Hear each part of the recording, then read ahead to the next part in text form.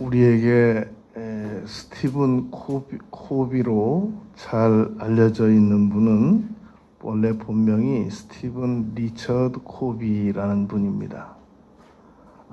이분은 10년 전에 이제 유명을 달리하셨습니다.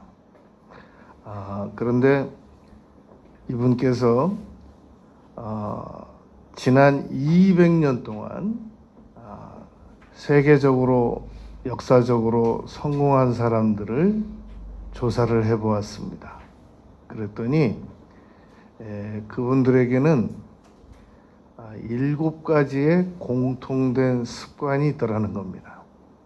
그래서 성공하는 사람들의 습관 7가지라는 책을 저술해서 전 세계적으로 2천만 부 이상의 책이 판매되었습니다.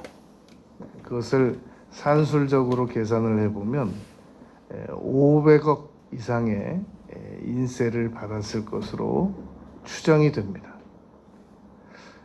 이러한 분께서 너무 이 독자들의 그 요청에 의하여 8번째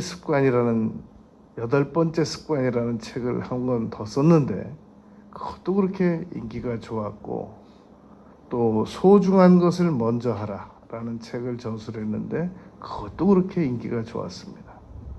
문제는 이러하신 스티븐 코비께서 사업을 개인적으로 하나 벌였다는 겁니다. 그런데 그 사업을 망했다는 겁니다. 너무나 주변에 많은 사람들이 놀랐습니다. 그래서 물었습니다. 어떻게 당신 같은 사람이 사업을 망할 수 있습니까? 당신 같은 사람이 계획한 사업이 어떻게 실패할 수가 있습니까? 그랬더니 그 스티븐 코비가 이렇게 말했습니다. 제가 성공하는 사람들이 가진 습관대로 행하지 않았기 때문에 이번에 실패를 했습니다. 그렇게 고백을 하더랍니다. 여러분, 핵심은 그겁니다. 사람은 아무리 많은 지식을 가지고 있어도 그 사람이 행하는 습관은 지식과 다르게 얼마든지 나갈 수 있다는 얘기입니다. 이 로마서는 12장 1절부터 이 어떻게 살아야 하느냐에 대한 윤리편이 다루어지고 있습니다. 로마서는 1장부터 11장 끝절까지는 어떻게 믿어야 하느냐 하는 문제가 기록이 되어 있습니다. 그래서 로마서를 크게 둘로 나누면 1장부터 12장까지는 어떻게 믿어야 하느냐, 12장 1절부터 끝장까지는 어떻게 살아야 하느냐, 이렇게 둘로 나누어져 있습니다. 이 12장 1절에서는 너희의 몸을 산 제사로 드리고, 어떻게 살아야 하느냐? 너희의 몸을 산 제사로 드리고 영적 예배를 드리라, 이렇게 가르쳤습니다. 오늘 우리는 2절 말씀을 통해서 어떻게 살아야 하느냐 하는 문제를 3가지를 생각하려고 합니다. 첫 번째로 이 12장 2절 말씀을 세수로 나누면 너희는 이 세대를 본받지 말라라는 한 가지로 나누고, 두 번째는 오직 마음을 새롭게 함으로 변화를 받으라 라는 말씀으로 나누고, 세 번째는 하나님의 온전하시고 기쁘시고 선하신 뜻이 무엇인지 알고 행하라, 이렇게 셋으로 나눠져 있습니다. 오늘 우리는 이 3가지를 심도 있게 살펴볼 겁니다. 첫째는 2절 말씀에서 너희는 이 세대를 본받지 말라라고 기록했다는 겁니다. 여러분, 이 사람은 의식과 사람의 생각은 의식과 무의식으로 둘로 나눠져 있습니다. 그래서 이 심리학자들은 인간이 가지고 있는 의식을 10% 그리고 무의식을 90%라고 우리에게 누누이 설명을 했습니다. 그것을 알기 쉽게 가시적으로 나타내기 위해서 바다 수면 위에 올라와 있는 10%의 빙산, 그리고 바다 수면 밑에 있는 90%의 이 빙산을 이 시청각적 자료로 심리학자들은 우리에게 많이 제시했습니다. 그런데 우리가 그 그림을 누누이 보면서도 맞아, 나는 의식이 10%니까 이 90%를 어떻게 해야 될까? 바닷속에 있는 이 90%, 잠겨져 있는 이 90%의 의식을 어떻게 해야 될까를 별로 생각하지 못했습니다. 왜냐하면 그러니까 이 심리학자들이 오랫동안 살펴보다가 이건 안 되겠다. 그림이 너무 설득력이 없다. 그래서 최근에 심리학자들이 그림을 바꿨습니다. 어떤 시청각적 자료로 그림을 바꿨느냐면 아주 큰 코끼리 위에 사람이 이렇게 엎드려서 올라탄 겁니다. 그리고는 그 그림을 보여주면서 사람의 생각은 코끼리 등 위에 있는 10%와 같다.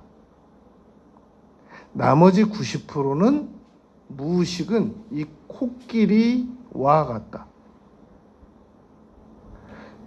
사람이 10%의 의식을 가지고 코끼리를 이렇게 저렇게 움직이지만 어느 순간 코끼리가 자기 등에 올라탄 사람의 말을 안 듣기 시작하면 그 90%는 다룰 길이 없다는 겁니다.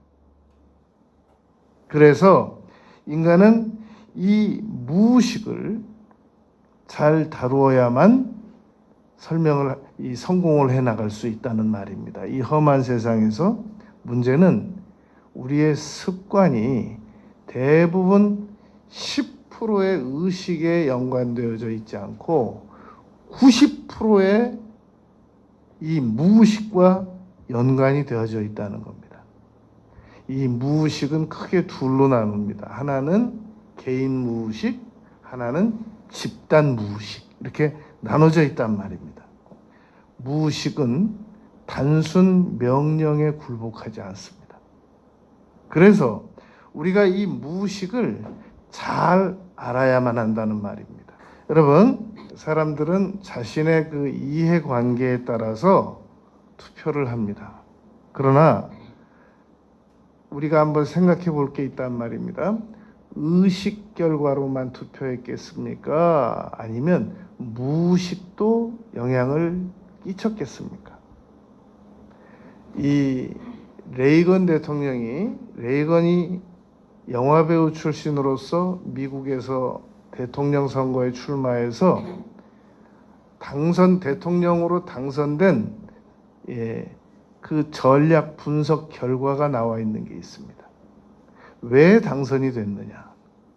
그것은 이유가 있다는 겁니다. 레이건 대통령은 당시에 미국 사람들이 어떤 대통령을 원하느냐라는 그 심리 분석을 해서 그대로 연기를 했다는 겁니다. 투표 이루어지기 전까지 미국 사람들이 당시에 우리는 이런 대통령을 원한다라는 심리 분석 결과를 가지고 연기자답게 아주 그대로 젠틀하게 연기를 해냈더니 미국 사람들이 레이건을 뽑아주더라는 겁니다. 그때 그 모습은 강력한 이미지가 포함되어 있었단 말입니다. 왜 미국인들이 카터를 이 선거에 그 대통령으로 투표했느냐?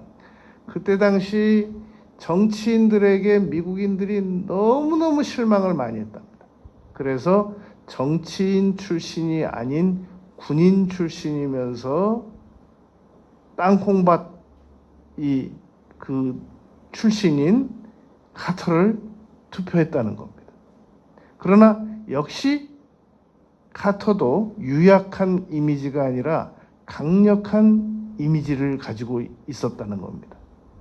클린턴이 왜 당선됐느냐? 클린턴이 출마했을 때 선거 전문가들이 이미 분석을 했답니다. 이번에 클린턴이 이긴다. 이유는 클린턴이 상대 후보보다 훨씬 더 강력한 이미지를 지금 표출하고 있다. 그렇게 진단을 했더랍니다. 중요한 것은 지금 핵심은 인간은 무의식적으로 강력한 이미지를 내뿜는 사람들에게 순간 속기 쉽다라는 말입니다. 의식에서 안 속아야지 라고 해도 무의식 90%가 순간 강력한 이미지를 보이는 사람들에게 현혹되기 쉽고 그걸 광배 효과라고 합니다. 넘어가기 쉽단 말입니다. 이 세대를 본받지 말라라는 말은 이 세대에 속아 넘어가지 말라라는 말입니다. 베드로전서 1장 18절 말씀에 보면 너희가 알거니와 너희 조상이 물려준 헛된 행실에서 우리는 우리 조상들에게 헛된 행실을 많이 물려받아가지고 우리 무의식에 차곡차곡 지금 정리해 놓고 있는 중입니다. 성경은 무의식을 다루고 있느냐? 성경은 의식도 무의식도 분리시키지 않고 생각이라고 하는 것을 하나로 다루고 있습니다. 그래서 예레미야 6장 19절에 이렇게 말씀하셨습니다. 땅이여 들으라 내가 이 백성에게 재앙을 내리리니 이것이 그들의 생각의 결과라. 그들이 내 말을 듣지 아니하며 내 율법을 거절하였음이니라. 생각의 결과에 대하여 하나님께서는 심판하시겠다 라고 말씀하셨단 말입니다. 잠언 4장 23절에서 모든 지킬 만한 것보다 더욱 내 마음을 지키라. 그러니까 성경은 의식 무의식을 다루지 않고 심리학자들처럼 마음 아니면 생각 그렇게 다루고 있단 말입니다. 에베소서 3장 20절에서 생각하는 것에 능히 넘치도록 하실 이에게 라고 말씀했단 말입니다. 여러분, 그러면 우리는 이 무의식을 어떻게 치료하면 되겠느냐는 겁니다. 의식 10%는 사람들이 지식과 과학과 현대의학과 여러 가지 정보를 가지고 살아가고 있단 말입니다. 무의식 90%를 치료하는 방법이 있느냐? 있단 말입니다. 히브리서 4장 12절에 보면 하나님의 말씀은 살았고 살아있고 운동력이 있어 활력이 있고 좌우에 날선 어떤 검과 같이 예리하고 혼영 관절과 골수를 찔러 쪼개기까지도 하고 마음과 생각을 뜻을 판단한다 라고 말씀했단 말입니다. 그러니까 우리가 하나님의 말씀을 로마서 10장 17절 말씀처럼 계속 들으면 이 말씀이 우리의 생각을 돌아다니면서 무의식을 돌아다니면서 제깍 치료를 한단 말입니다. 그래서 잘못된 생각이 이 심층적으로 표출되지 못하도록 방지 예비를 한단 말입니다. 그런데 너무나도 많은 그리스도인들이 하나님의 말씀에 승부를 걸지 않고 기도에만 승부를 걸려고 합니다. 왜 그러는가? 기도는 구하기가 좋잖아요. 기도는 요구고 말씀은 듣고 믿고 수용하고 순종을 해야 되잖아요. 어떤 게 편하겠습니까? 그래서 이 세대를 본받지 않기 위해서는 심층 무의식 치료가 필요한데 그 무의식 안에 있는 많은 그 헛된 행실 우상적 사고를 제해버려야 된단 말입니다. 그러려면 하나님의 말씀을 기준으로 살아가야 합니다. 두 번째, 오늘 말씀에서 오직 마음을 새롭게 함으로 변화를 받으라 라고 말씀하고 있습니다. 여러분, 마음을 새롭게 함으로 변화를 받으라 라는 말이, 이거 우리 많이 지나다니면서 읽었는데 이게 잘 와닿지가 않는단 말입니다. 어떻게 하면은 잘 와닿을 수 있느냐? 이렇게 하면 됩니다. 마음을 새롭게 하기 위해서는 습관을 고침으로 변화를 받으라. 그러니까 습관을 고치지 않으면서 마음만 새롭게 하려고 하기 때문에 우리가 마음이 새로워지지가 않았던 겁니다. 마음의 습관을 새롭게 함으로 변화를 받아야 한다라는 말입니다. 여러분, 이런 말 들어본 적 있습니까? 나는 누구이겠습니까? 나는 모든 위대한 인물들의 하인이었습니다. 동시에 나는 모든 실패자들의 하인이기도 하였습니다. 저의 이름은 습관입니다. 여러분, 이 세네카는 이렇게 말한 적이 있습니다. 사람들은 늘 시간이 없다고 말하면서도 어느 순간에 시간 낭비할 때 보면 자기가 시간을 무한정 가진 사람처럼 시간을 낭비하더라는 겁니다. 좋은 습관을 많이 가진 사람들을 치고 자신의 이 불필요한 습관에 관대한 사람은 아무도 없다. 그런 말이 있습니다. 여러분, 우리가 서론에서 스티븐 코비가 성공한 사람들의 습관을 다루어서 세계적으로 2천만 부 이상의 책을 판매했다고 했지 않습니까? 최근에 찰스 두히그라고 하는 사람이, 이 사람은 지금 미국의 기자입니다. 그런데 이 사람이 700여 편의 학술 논문과 300여 명의 과학자들을 만나서 인터뷰를 했습니다. 그리고 습관의 힘이라고 하는 책을 한 권 저술을 했습니다. 그 책은 1부에서는 개인 습관, 2부에서는 기업 습관, 3부에서는 사회 습관을 다루었습니다. 이 책에서 2부를 보면 이런 내용이 나옵니다. 하루는 미국의 한 대형 마켓에서 한 여고생이 향이 없는 로션과 칼슘, 마그네슘 영양제를 구입해 가지고 갑니다. 이 마켓에서 그 여고생의 신상 정보 주소지로 이 임산부용 옷과 유아용 가구 광고지를 담은 우편물을 보냅니다. 그랬더니 그 아빠가, 아니 우리 집에 무슨 임산부가 있다고 이런 유아용 안내 우편물이 다 오냐, 그리고 화를 내기까지 했단 말입니다. 그런데 얼마 안 있어서 그 딸 여고생이 임신됐다는 사실을 알게 됩니다. 그 여고생 딸이 임신됐다는 사실을 아빠가 먼저 알았느냐, 대형 마켓에서 먼저 알았느냐? 마켓에서 먼저 알았다는 겁니다. 사람들은 일정 패턴이 있다는 겁니다.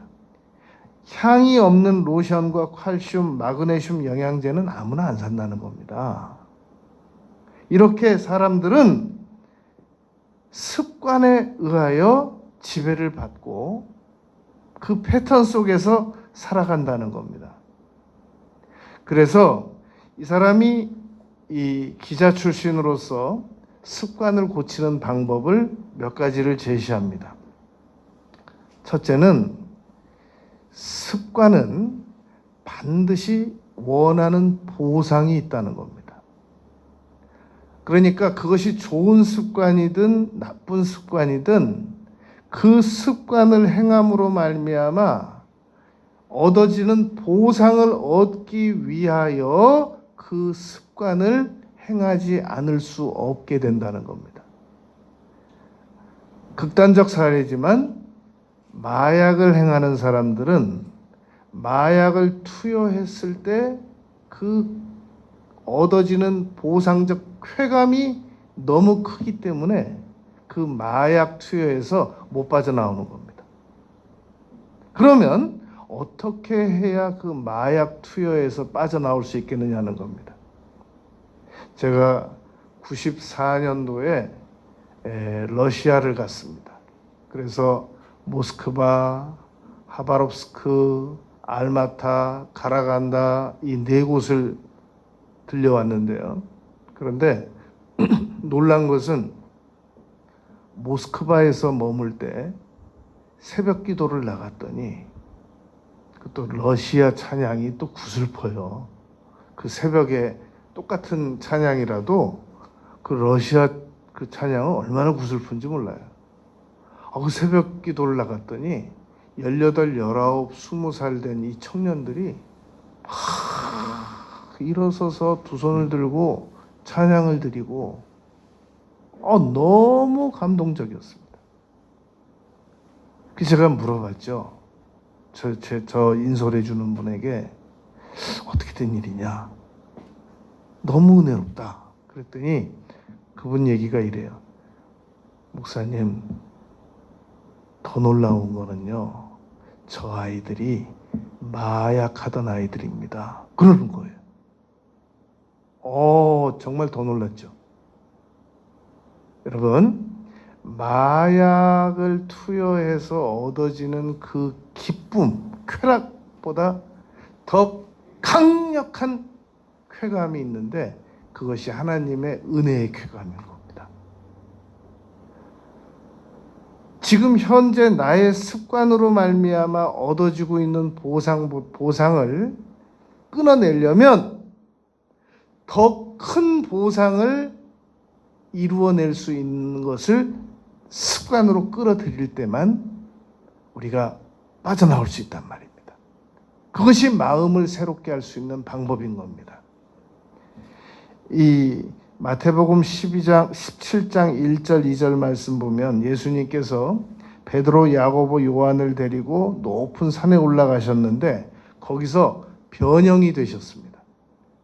그리고 모세와 엘리야가 이제 나타난단 말입니다. 그런데 마태는 해같이 얼굴이 빛나며 예수님께서 옷이 빛과 같이 희어졌더라라고 기록하고 있단 말입니다. 그런데 같은 내용을 마가는 9장 1절, 2절, 3절에서 이렇게 다루고 있습니다. 그 옷이 예수님께서 입으신 옷이 광채가 나며 세상에서 빨래하는 자가 그렇게 희게 할 수 없을 만큼 희어졌더라 라고 기록하고 있는 겁니다. 마음의 변화를 받으라는 말은 어느 정도로 변화를 받으라는 말이냐면 예수님께서 높은 산에 올라가셔가지고 그 형체가 변형이 되고 옷이 빛이 나고 빨래하는 사람이 그처럼 희게 할 수 없을 만큼 변화된 것만큼 변화를 받으라. 그런 뜻인 겁니다. 마음의 변화를 받으라는 말은 적당히 변화를 받으라는 말이 아니라 완전히 변형된 것처럼 변화를 받으라. 그런 가르침인 겁니다. 문제는 예레미야 17장 9절 말씀에 보면 만물보다 거짓되고 심히 부패한 것은 마음이라 이렇게 기록하고 있다는 겁니다. 만물보다 심히 부패한 마음을 어떻게 우리가 예수님께서 변화산에서 변화되는 것만큼을 변화시킬 수 있겠느냐는 겁니다. 이건 불가능해 보이지 않습니까? 그런데 예레미야 13장 23절에서는 예레미야는 이게 가능하다고 기록했습니다. 구스인이 그의 피부를, 표범이 그의 반점을 변하게 할 수 있느냐? 할 수 있을진데 악에 익숙한 너희도 선을 행할 수 있으리라. 에스겔도 가능하다라고 말했습니다. 어떻게 가능하냐? 에스겔서 11장 19절 20절, 에스겔서 36장 26절 27절에 보면 새 영을 받아들이면 가능하다. 내가 그들에게 한 마음을 주고 그 속에 새 영을 주어. 여러분, 성령을 받아들이면 변화가 가능하다. 그 변화가 여러분 조금만 가능한 게 아니라 변화산에서 예수님의 모습이 변형된 것처럼 가능하다라고 가르치고 계시다는 겁니다. 마틴 부버라고 하는 분은 이런 고백을 한 적이 있습니다. 내가 당신님을 만났을 때 나는 비로소 변화가 되었습니다. 여러분, 주 예수 내 마음에 들어와 계신 후 변하여 새 사람 되었다라고 찬송가에서 말씀하고 있지 않습니까? 마음을 새롭게 하여, 바울 사도께서는 오늘 본문 외에도 에베소서 4장 23절에서 오직이라는 단어를 똑같이 썼습니다. 오직 너희의 심령이 새롭게 되어. 우리가 아무리 환경을 바꾸려고 하고 아무리 습관을 바꾸려고 해도 우리의 마음이 변화되지 않는 한 불가능하다는 겁니다. 여러분, 변화는 두 가지가 있습니다. 하나는 물이 변해서 얼음 되는 거, 얼음 변해서 물 되는 거. 이런 변화를 우리에게 변화를 요구하고 있는 게 아니란 말입니다. 요한복음 2장에 보면 예수님께서 물이 변하여 포도주가 되게 하셨단 말입니다. 완전히 성분 자체가 변해버리는 거. 그런 변화산의 기적 같은 변화, 그것이 가능하기 때문에 바울 사도께서는 로마서 12장 2절에서 변화를 받아 그 앞에 오직 다른 방법이 없다는 겁니다. 에베소서 5장 18절에서 오직, 에베소서 4장 23절에서 오직 다른 방법이 없다는 겁니다. 인간은 마음이 변화를 받기 전에는 습관 못 바꾼다는 겁니다. 여러분, 이 게알리스 바디아스라는 사람이 있습니다. 이 사람이 소크라테스 친구였습니다. 소크라테스를 만날 때마다 그렇게 말했다고 합니다. 나는 자네 만날 때마다 기분 나빠. 왜? 자네는 나보다 너무 달라. 그래도 계속 만나다가 나중에 고백했답니다. 내가 자네 만나다가 너무 많이 변했어. 내가 자네 나보다 특출난 것 때문에 싫어했는데 내가 자네 만나다가 나 너무 좋아졌어. 여러분, 큰 바위 얼굴 우리가 알고 있지 않습니까?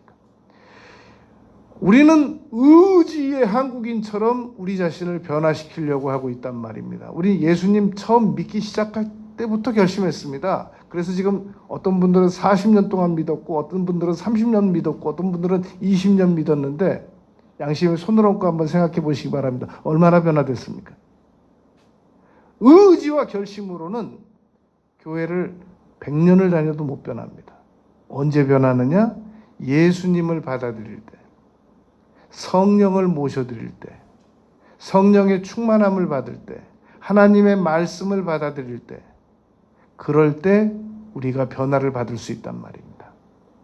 적당한 변화, 그건 책 몇 줄 읽고 인터넷 정보기사 몇 줄 읽고 백과사전 몇 줄 읽고 인수분해 조금 하고 미분 적분 좀 배우고, 여러분 그런 거 해가지고 뭐가 변했다는 겁니까?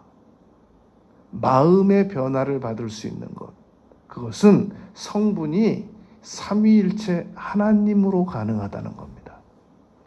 세 번째, 오늘 본문 말씀에서 하나님의 선하시고 기뻐하시고 온전하신 뜻, 선하시고 온전하시고 기뻐하시는 빼고 하나님의 뜻을 분명히 분별하면서 살아갈 때 우리가 이 세상에서 변화를 받을 수 있다는 얘기입니다.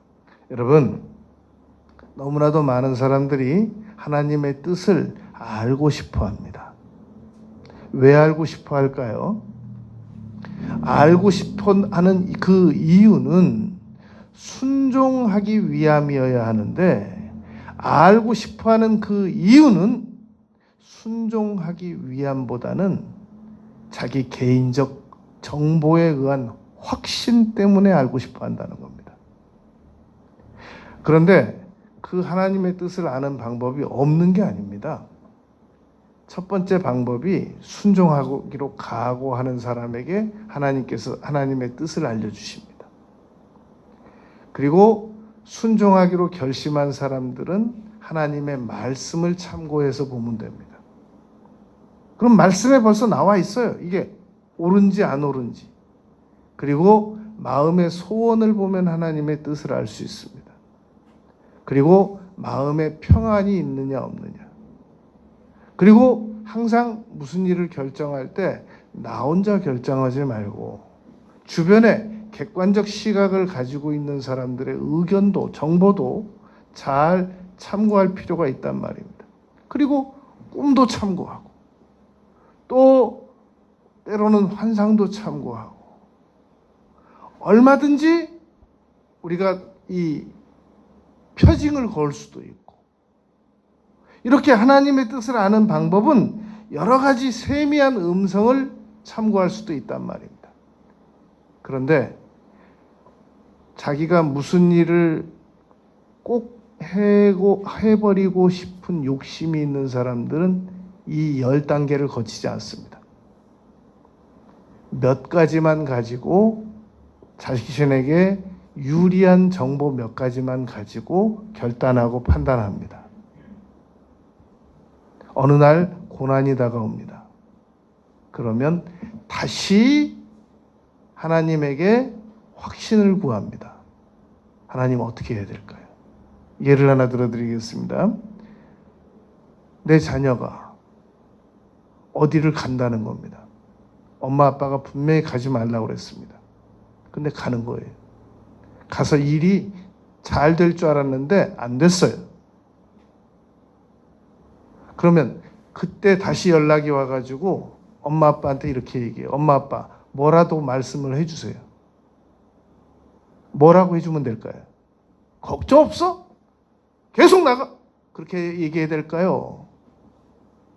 그대로 놓고 돌아와. 그럴까요? 어떻게 해야 될까요? 고난이 왔을 때 확신을 얻을 수 있는 방법은 원점으로 돌아가는 겁니다. 처음부터 다시 시작하는 겁니다. 여호수아가 그랬습니다. 여호수아 6장에 보면 이 여리고성의 전투에서 크게 성공했습니다. 왜냐하면 5장에서 나타나신 예수님께서 지시하시는 그대로 해서 승리를 거두었거든요. 교만해졌습니다.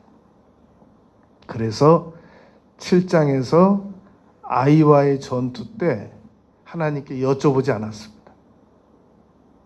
그냥 그 몇천 명만 올려보내는 것이 어떻겠습니까? 그렇게 36명 죽고 대패당했습니다. 여호수아가 아침부터 저녁까지 최소한 10시간 집중적으로 울면서 기도드렸습니다. 하나님, 차라리 출애굽을 안 했으면 좋았을 뻔했습니다. 이게 무슨 망신입니까? 해질 때쯤 하나님께서 나타나셨습니다. 일어나라. 왜 그러고 있느냐? 다시 지시해 주셨습니다. 그래서 확신을 얻었습니다. 그대로 했습니다. 그래서 그 다음 전투에서 이겼습니다. 여러분, 하나님의 뜻대로 나가지 않으면 우리는 반드시 원점으로 다시 돌아와야 됩니다.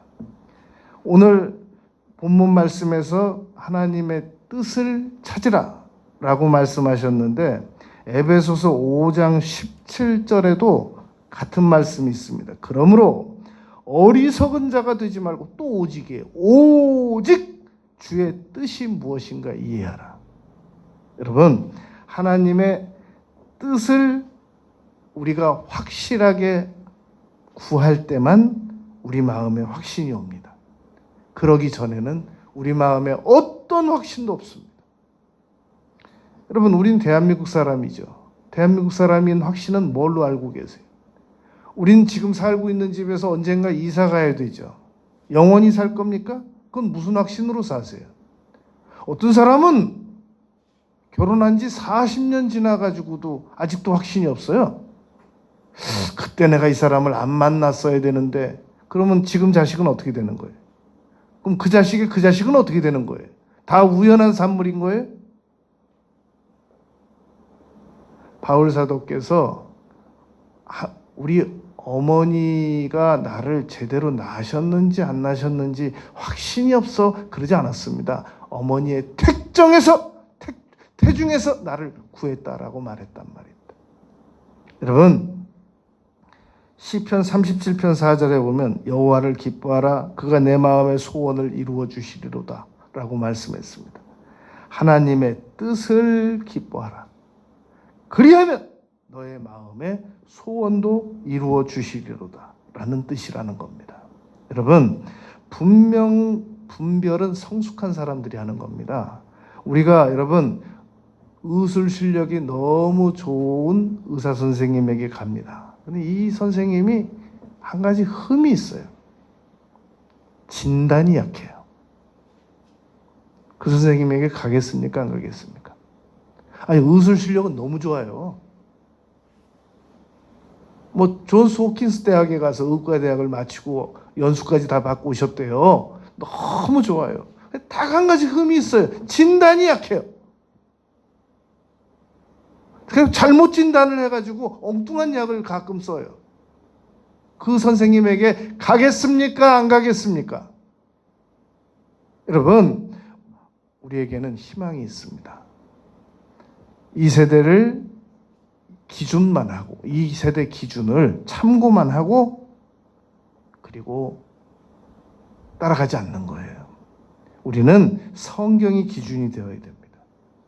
그리고 우리의 습관, 더 나은 보상을 끌어들여서 얼마든지 마음의 변화를 받을 수 있습니다. 하나님의 뜻, 이제부터 찾으면 되는 거예요.